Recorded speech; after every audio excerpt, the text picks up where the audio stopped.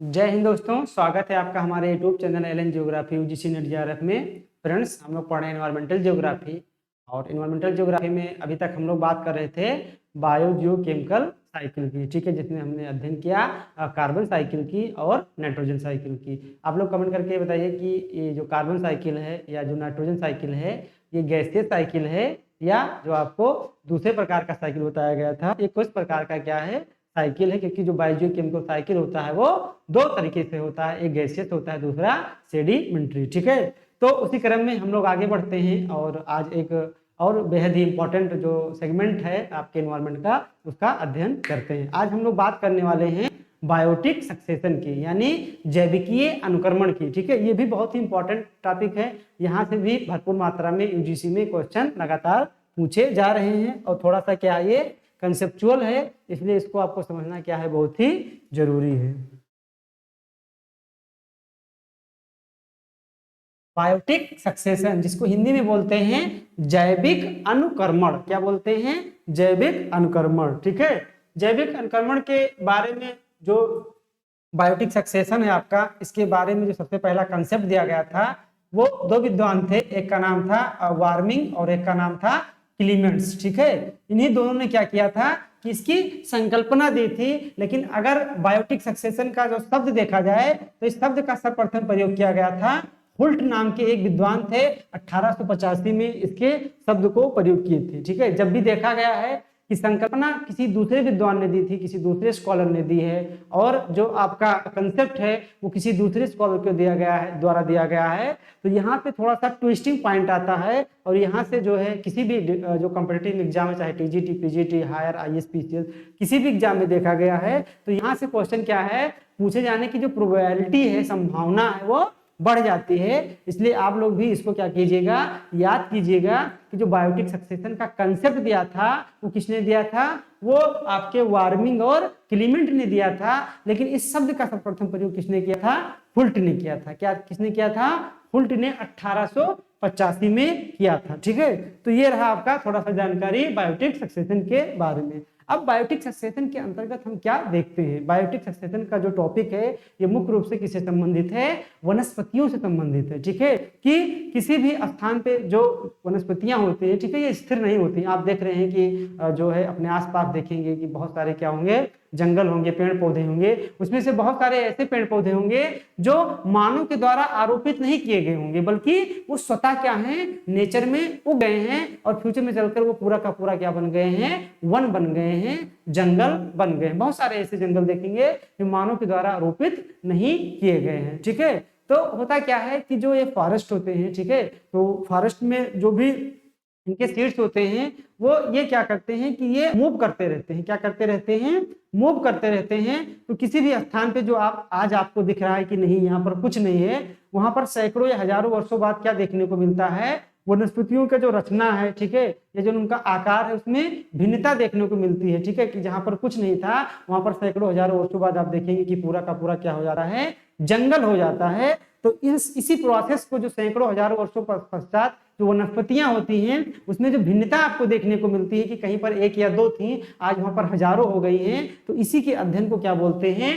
Biotic succession बोलते हैं। क्या बोलते हैं? बायोटिक सक्सेशन बोलते हैं। किसी भी स्थान पे जहां पर आज वनस्पतियां नहीं है या बहुत ही कम मात्रा में है, वहां पर सैकड़ों हजारों वर्षों में जो उसमें उसकी रचना हो गई या उसका आकार हो गया। रचना का मतलब क्या कि एक प्रकार की जो वनस्पति थी आज वहां पर हजारों टाइप्स की वनस्पति, वहां आम भी है, इमली है, ठीक है, आपका क्या है, आपका नीम भी है, आपका टीक भी है, आपका यूकेलिप्टिस भी है। यानी उस क्लाइमेटिक कंडीशन में जो भी अपने आप को क्या कर पाती हैं, सर्वाइव करने वाली वनस्पतियां हैं, वो सारी वनस्पतियां वहां पर आपको देखने को मिलती है ज्यादा से ज्यादा। यह हो गया उनका रचना, ठीक है। और आकार मतलब कोई छोटी है, कोई क्या है, बड़ी है। तो हजारों वर्षों बाद किसी भी स्थान पे जो वनस्पतियों की रचना, वो आकार में जो भिन्नता हमको देखने को मिलती है, उसी को बोलते हैं बायोटिक सक्सेशन, ठीक है।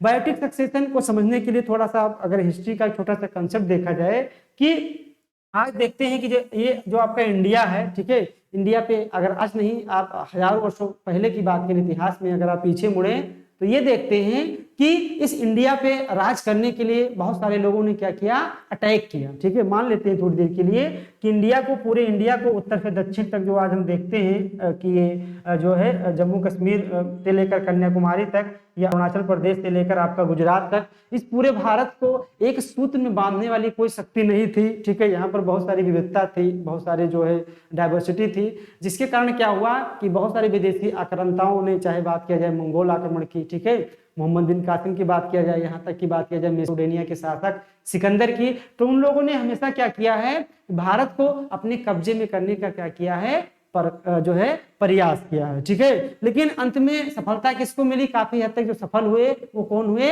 मुगल हुए। ठीक है, तो ठीक इसी प्रकार से वनस्पतियां भी होती हैं। वनस्पतियां क्या करती हैं कि किसी स्थान पर मूव करती हैं, उनके सीड्स जो मूव करते हैं, मूव करने के बाद वहां पर क्या होगा, जैसे मुगल जब आए तो आप पहले आए, इंडिया में लड़ाई किए। ठीक है, बहुत सारे पानी, जैसे बाबर आया, बाबर ने पानीपत की लड़ाइयां लड़ी, बहुत सारी लड़ाइयां लड़ी और यहाँ पर जीती और अपना राज्य स्थापित किया। तो धीरे धीरे पहले बाबर आया, बाबर के बाद उसके कई बेटे हुए, बेटों के बाद पूरा क्या हो गया, एक मुगल सम्राट बन गया, यानी मुगल लोग शासन करने लगे, उनकी एक रचना दिखने लगी। ठीक है, कितने लोग आए, जो है आप लोग जानते होंगे इतिहास पढ़ने वाले कि मुगल वंश में कितने शासक है, ये क्या हुआ, ये उनकी रचना हो गई। ठीक है, रचना इन द सेंस कि कोई मजबूत था और कोई क्या था, कमजोर था, और उसके बाद में इसमें बहुत तरह के शासक हुए। ठीक है, तो ये उसका क्या हो गया, आकार हो गया, यानी एक समय आए बाबर अकेला, बाद में क्या हुआ कि उनका एक रचना और हमें मिलता है। ठीक उसी प्रकार से वनस्पतियां भी होती हैं, वनस्पतियां कहीं पर जाएंगी, ठीक है, वहां पर लोगों से क्या होगा,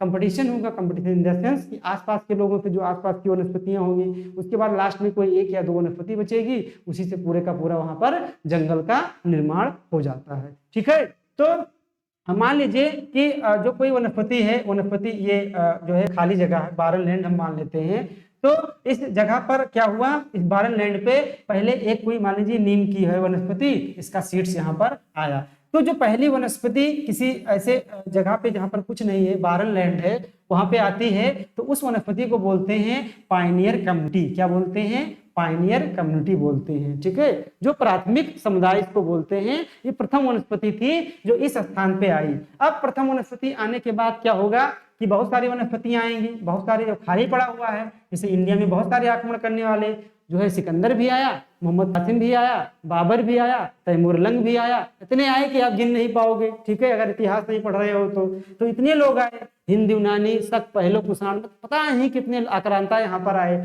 तो पहले तो कोई आया होगा ना, क्या बोला जाता है, पायनियर कम्युनिटी बोली जाती है। बाद में बहुत सारी वनस्पतियां आई, बहुत सारी वनस्पतियां आई। ठीक है, तो जब बहुत सारी वनस्पतियां आई तो सभी तो यहाँ पर एग्जिस्ट नहीं कर पाएंगे, जैसे भारत में बहुत सारे आक्रांता आए लेकिन सभी लोग एग्जिस्ट नहीं कर पाए, तो बहुत सारे जो आक्रांता आते रहे, जाते रहे, आते रहे, जाते रहे, तो उस प्रोसेस को बोलते हैं सेरल कम्युनिटी। ठीक है, क्या बोलते हैं, सेरल कम्युनिटी बोलते हैं। ये बात आपको ध्यान रखना होगा, एग्जाम में यही चीजें आपसे पूछी जाएंगी कि भैया ये बताइए ये पायनियर कम्युनिटी क्या होती है। तो पायनियर क्या हुआ, जो सबसे पहली बार वनस्पति आई, ठीक है, उसको बोलते हैं पायनियर कम्युनिटी। उसके बाद लोग आते रहे, जाते रहे, आते रहे, जाते रहे, उस प्रोसेस को बोलते हैं सेरल कम्युनिटी। क्या बोलते हैं, सेरल कम्युनिटी। अब सब लोग आए लेकिन यहाँ पर टिकेगा कौन, कोई एक वनस्पति। जैसे भारत में टिका कौन, बाबर। क्या टिका, बाबर, और उन्हें अपना साम्राज्य बढ़ाया। तो ठीक उसी प्रकार से यहाँ पर वनस्पतियां तो बहुत सारी आई,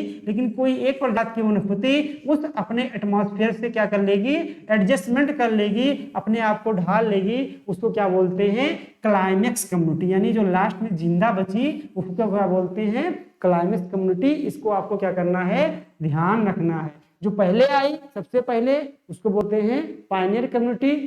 जो आती गई, आई गई, यही काम होता रहा।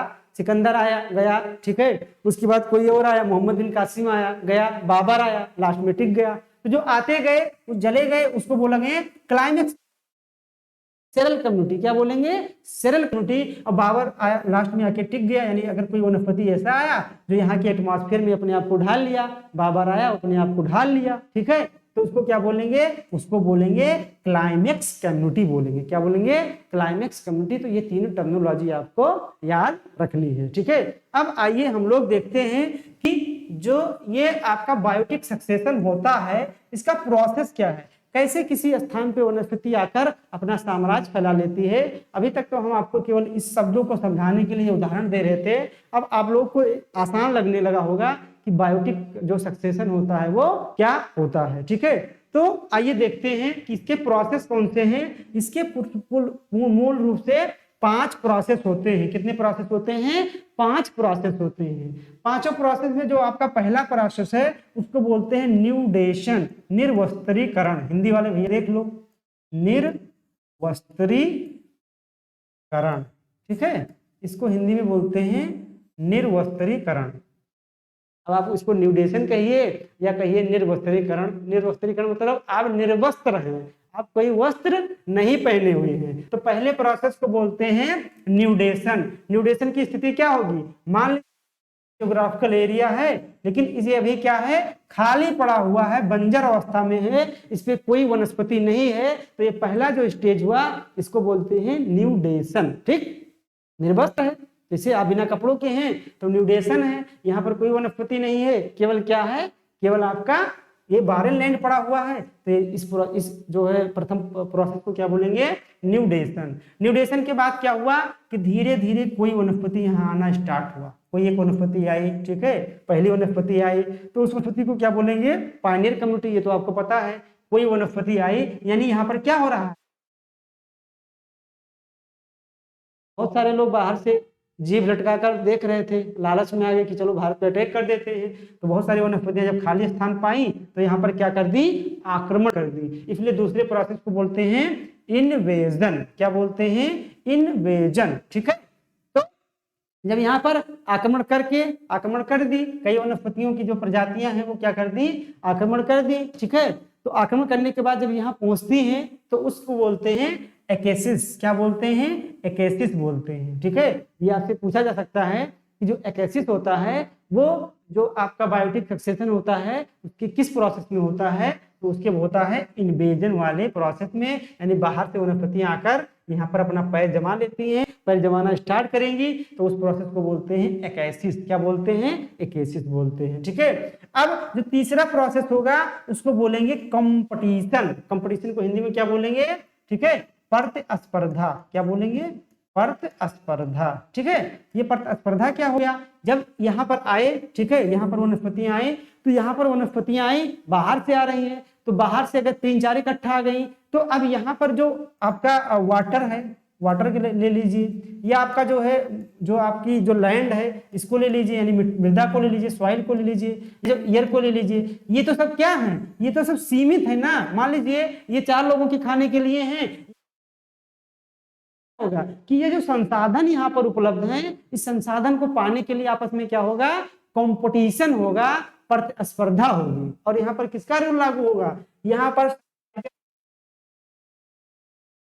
जीवता का सिद्धांत लागू होगा, यानी वही जिएगा जो क्या होगा? योग्य होगा। यानी जितनी भी वनस्पतियां यहाँ पर आई हैं वो आपस में लड़ेंगी तो कौन जीवित रहेगा? वही जीवित रहेगा जो सबसे बलशाली होगा। आज भी ये रूल आपका जो योग्यतम की तरजीवता का है, इसको जो डार्विन महोदय बता गए थे इतने साल पहले, आज भी लागू होता है। अपने गांव में देखिए, ठीक है, लड़ाई में कौन जीवता है? जिसके पास पावर होती है। ठीक है, यानी जो एटमॉस्फेयर के साथ क्या करेगा?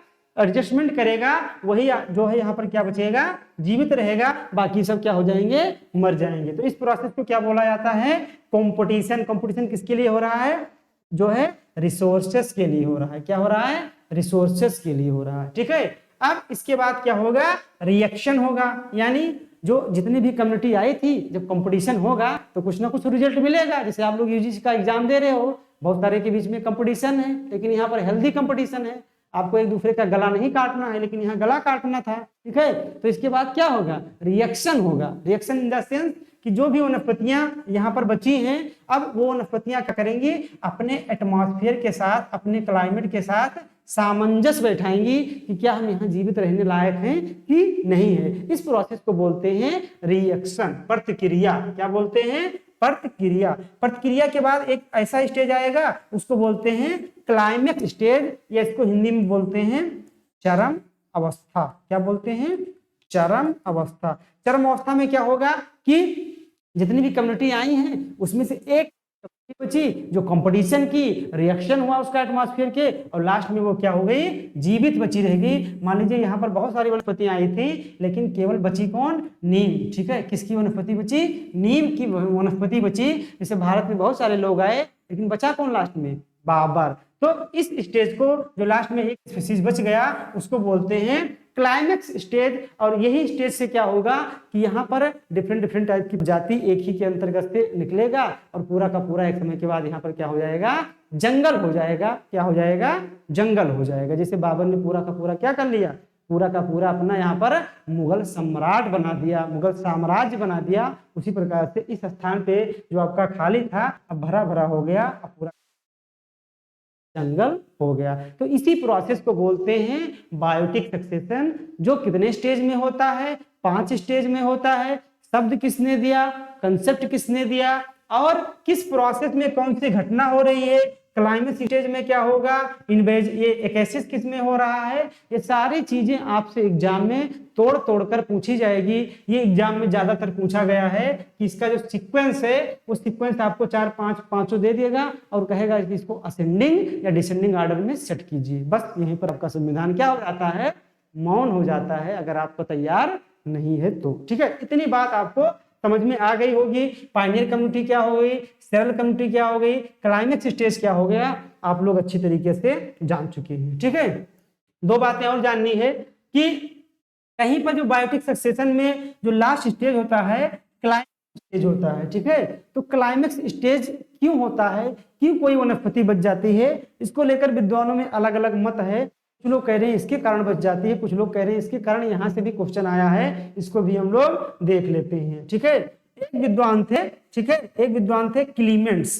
इन्होंने ये कहा कि जो क्लाइमेक्स स्टेज होता है इसमें सबसे महत्वपूर्ण की होती है, क्लाइमेट की होती है, यानी जलवायु जैसी रहेगी उसी के अनुसार वनस्पतियां अपने आप में सामंजस्य स्थापित कर लेती हैं और वहां पर वो क्या हो जाती हैं, स्टेबल हो जाती हैं, स्थिर हो जाती हैं। ठीक है, तो ये बात किसने कही, क्लीमेंट्स ने कही। ये भी क्वेश्चन आपसे पूछा जाएगा कि भैया ये बताइए जो है जियोग्राफर साहब कि जो क्लाइमेक्स स्टेज होता है वो किसके कारण होता है, क्लाइमेट के कारण होता है। ये बतिया किसने बताई थी, हमको आप बताइए, ये आपसे यूजीसी पूछेगा। दूसरा, एक विद्वान आए टांसले, कौन आए, टांसले। इन्होंने कहा कि केवल क्लाइमेट के कारण नहीं वो वनस्पति स्टेबल करती है, बल्कि उसमें सॉइल की भी भूमिका होती है, मृदा की, वाटर की, जल की भी भूमिका होती है, साथ ही साथ क्लाइमेट की भी भूमिका होती है। किसने कहा, टांसले ने कहा। और इसीलिए इनके इस थियरी को बोला गया क्लाइमेक्स थियरी, क्या सॉरी पॉली क्लाइमेक्स थियरी बोला गया। क्या बोला गया, पॉली क्लाइमेक्स थियरी। और ये कम से कम आज तक यूजीसी ने 100 बार पूछा होगा कि भैया ये बताइए जियोग्राफर जी कि जो ये पॉली क्लाइमेक्स का सिद्धांत है किसने दिया था, तो ये किसने दिया था, ये एजी टांसले ने दिया था। लेकिन अब ये नहीं पूछेगा कि पॉली क्लाइमेक्स का सिद्धांत किसने दिया, अब या तो ये पूछेगा, नहीं तो ये सीधे पूछेगा कि पॉली क्लाइमेक्स की थियरी किससे संबंधित है, तो आप यहीं पर मौन हो जाएंगे। तो किससे संबंधित है, ये संबंधित है आपका बायोटिक सक्सेशन से। किससे संबंधित है, बायोटिक सक्सेशन से। तो पॉलीक्लाइमेक्स किसने दिया, पॉलीक्लाइमेक्स टांसले ने दिया, ना कि क्लीमेंट्स ने दिया। ये बात आपको ध्यान रखनी है, ये भी आपसे यूजीसी पूछेगा। ठीक है, तो वीडियो कैसे लगा आप लोग कमेंट करके जरूर बताइए। और पूरे जो जैसा आप बताया गया है अगर वैसा अगर आप तैयार करते हैं तो यूजीसी के अंदर से पूछें, आपसे ज्यादा ये नहीं पूछ पाएगा, इतने में आपका पूरा का पूरा मैटर तैयार हो जाएगा। ठीक है, तो मिलते हैं नेक्स्ट वीडियो के साथ, ऑल द बेस्ट।